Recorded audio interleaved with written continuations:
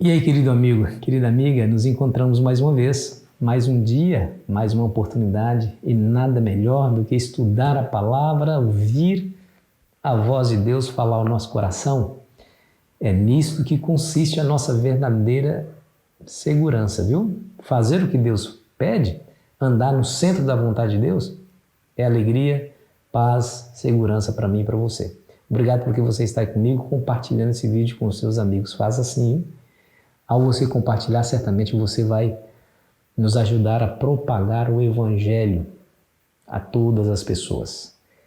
No final, se você gostou, não se esqueça de deixar o seu gostei. Se você ainda não é inscrito no nosso canal, por favor, se junte à nossa grande família de Lição Fácil. A sua inscrição é a sua maneira de nos abençoar aqui, tá bom?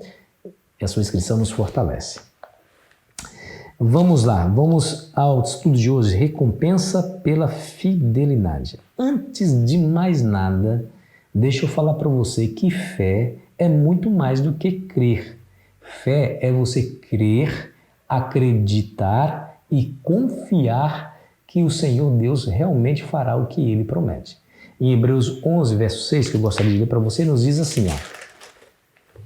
De fato, sem fé é impossível agradar a Deus, porquanto é necessário que aquele que se aproxima de Deus creia que Ele existe e que se torna galardoador dos que o buscam. Percebeu aqui? Fé aliada com a esperança, com a confiança de que Deus não somente nos chama, mas também é galardoador. Ou seja, Ele recompensa a confiança, recompensa a fé. Isso aqui é essencial, claro. Que as promessas de Deus, muitas delas estão além da nossa compreensão racional. Né? Nós vivemos esse mundo, a nossa única realidade é Ele. Nós sabemos que nós nascemos, crescemos, envelhecemos, adoecemos e morremos. Essa é a nossa única realidade. Como é que nós podemos compreender uma vida que nunca acaba, uma vida que nós não teremos nenhuma dificuldade, nenhum problema, nunca mais choraremos, nunca mais morreremos, nunca mais teremos problemas algum, nada que se faça mal?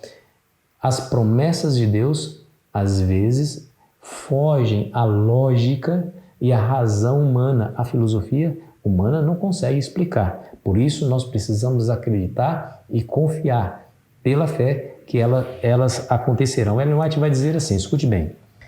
A linguagem humana não consegue descrever a recompensa dos justos. Será reconhecida apenas por aqueles que a contemplarem.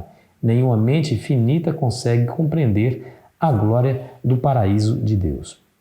De fato, meu querido amigo, minha querida amiga, nenhuma mente é capaz de compreender na sua plenitude o que Deus tem prometido. O apóstolo Paulo fala isso de outra maneira, lá em 1 Coríntios capítulo 2, versículo 9, que você conhece o texto. Nem olhos viram, nem ouvidos ouviram, e não subiu ao coração do homem as coisas que Deus tem preparado para aqueles que o amam. Tá vendo? De fato, nós precisamos acreditar pela fé. Nós passamos por dificuldades nessa vida. O Senhor Jesus, Ele prega aquele lindo sermão da montanha e quando Ele termina as bem-aventuranças, Ele termina com essas palavras. Escute bem e veja a relação de fidelidade e recompensa. Fidelidade e recompensa. Ou seja, você não é fiel em vão. A sua fidelidade será recompensada por Deus. Escute só as palavras de Mateus capítulo 5, versículo 11 e 12. Bem-aventurados sois quando por minha causa vos injuriarem e vos perseguirem, mentindo, disserem todo mal contra vós. Regozijai-vos e exultai, porque grande é o vosso galardão nos céus, pois assim perseguiram os profetas que viveram antes de vós. Grande é o vosso galardão no céu. Grande é o galardão, ou seja, grande é a recompensa. Por qualquer dificuldade que passarmos aqui, porque cremos ou cremos em Jesus Cristo, porque somos fiéis a Ele, e porque somos fiéis passamos por dificuldades, dores, tristezas, o Senhor Jesus nos promete. Grande é a recompensa que vocês terão no reino dos céus. A lista dos heróis da fé, do capítulo 11 de Hebreus, nos mostra exatamente isso, como que eles foram capazes de suportar provações, privações, dificuldades, porque os seus olhos estavam na recompensa. Lembra de Moisés? A Bíblia fala assim que ele Ele abandonou as riquezas do Egito para sofrer com o povo de Deus, porque contemplava o galardão. Assim como Moisés, existem outros heróis da fé que passaram por grandes provações, mantiveram firme a confiança, porque eles tinham no coração a promessa de Deus. Claro, é Deus que disse assim, e assim nós devemos agir. Ou seja, nós devemos buscar as promessas de Deus, acreditar nelas, que um dia, se elas não cumprirem aqui, porque tem muitas das promessas de Deus que se cumprem aqui no nosso tempo, o Senhor Jesus diz assim, aquele que deixar pai e mãe, esposa, esposo, filho e filha, por minha causa, ainda nessa vida, receberá 100 vezes mais, e na vida por vir, a vida eterna. Tá vendo? Na era por vir, a vida eterna. Então, ainda nessa vida, ou seja, as promessas de Deus não dizem respeito somente à vida eterna. Ela também traz a realidade presente. Nós precisamos de paz, nós precisamos de segurança, nós precisamos da companhia de Deus. Essas promessas se cumprem na vida dos fiéis. E aí o apóstolo vai dizer assim, ó, portanto também nós que temos a rodear-nos tão grande nuvem de testemunhas, escute bem, livremo-nos de todo o peso e do pecado que tão firmemente se apega a nós e corramos com perseverança a carreira que nos está proposta, olhando firmemente para o autor e consumador da fé, Jesus.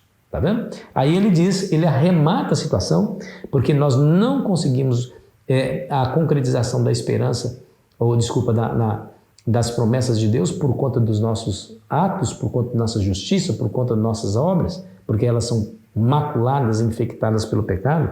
Aí ele remata dizendo como que nós alcançaremos essas promessas, dizendo assim, ó, falando de Jesus, o qual em troca da alegria que lhe estava proposta, suportou a cruz. Olha, sem se importar com a vergonha, e agora está assentado à direita do trono de Deus, de onde intercede por cada um de nós. Ou seja, a recompensa acontecerá na minha e na sua vida, não porque eu fiz alguma coisa de bom, mas porque Jesus, o meu Senhor, está lá e vive por interceder por mim.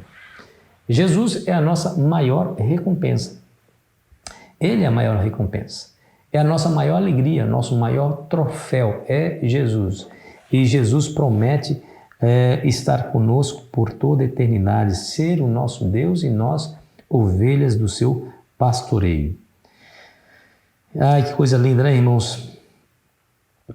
Se nós pudéssemos fazer alguma coisa para merecer as promessas de Deus, o Senhor Jesus não teria sofrido o que Paulo falou aqui, a vergonha da cruz. Sem se importar com a vergonha, suportou a cruz. Se nós pudéssemos fazer alguma coisa, se fosse possível, mesmo que fosse difícil, mas se fosse possível alcançarmos a salvação por algum mérito nosso, o Senhor Jesus não teria preciso morrer na cruz. Aquela vergonha, aquela tortura, aquela tristeza, aquela dor, não precisaria. Ele simplesmente nos motivaria de outra maneira, nos daria força para apresentarmos os méritos necessários para a salvação. Porque não é possível, pelos méritos, comprarmos a salvação, ele teve que morrer na cruz do Calvário. E o apóstolo Paulo vai dizer no Romanos capítulo 11, verso 6, e se é pela graça, olha só, se é pela graça, já não é pelas obras. Do contrário, a graça já não é graça. Tá vendo? Recompensa, em vez disso, são as obras de Deus por nós. Não as nossas obras que alcançam a promessa. Não. A recompensa são as obras de Deus em nós, nos habilitando a recebermos a recompensa. Coisa linda, né? Aproveite as promessas de Deus, mais uma vez, medite nelas, leia-as. Pastor, eu estou tão triste, eu estou tão desanimado. Amigo, a tristeza, o desânimo, a falta de fé é resolvida quando você toma as promessas de Deus e medita em cada uma delas.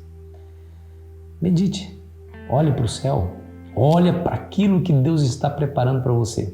Não tenho dúvida, e você também não terá, de que o seu ânimo se renovará, um vigor tomará conta do seu coração e as suas ações, o seu dia será melhor. Tá bom? Vamos orar? Querido Pai Celestial, em nome de Jesus eu lhe peço, nos ajude a manter fixos os nossos olhos em Ti, porque um dia o Senhor vai cumprir as promessas que o Senhor nos fez. Que elas sirvam para nós de motivação para vivermos as loucuras ou as dificuldades e as lutas e os conflitos oriundos como fruto de um mundo maculado e infectado pelo pecado. Pedimos humildemente em nome de Jesus. Amém. Foi uma alegria estar com você, querido amigo, querida amiga. Amanhã estaremos juntos estudando mais um tema, vida eterna. Você não perde por esperar. Aproveite-se bem o seu dia.